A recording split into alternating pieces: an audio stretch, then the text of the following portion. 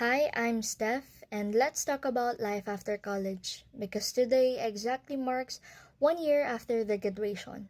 I graduated Bachelor of Science in Tourism Management.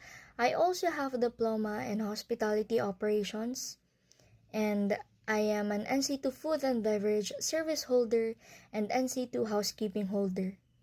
Aside from that, I also graduated cum laude. This is not to brag, but to share to everyone that despite of having credentials, I'm not in the aviation industry. I am not in the tourism industry or hospitality industry, and that is totally fine. It is okay. The redirection of your path, your career is totally fine. The delays of your plans is totally fine. And I hope you don't doubt yourself because of that. The industry I am in is not in my choice. The industry I am in is malayong malayo sa tinapos ko, and that is fine. You just have to embrace what you have now and be good at what you do. If you want to be more, then be more.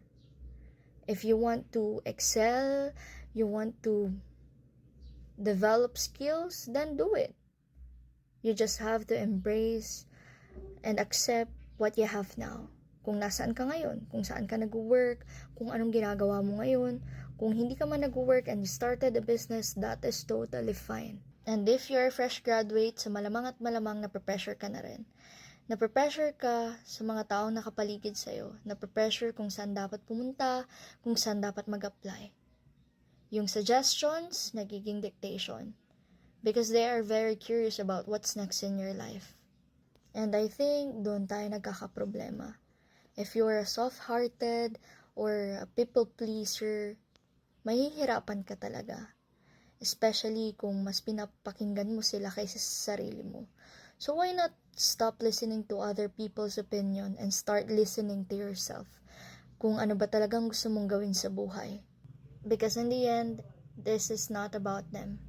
It's about yourself. It's about the life you wanted to create for yourself. It's about the career you wanted to pursue. It's about you and only you.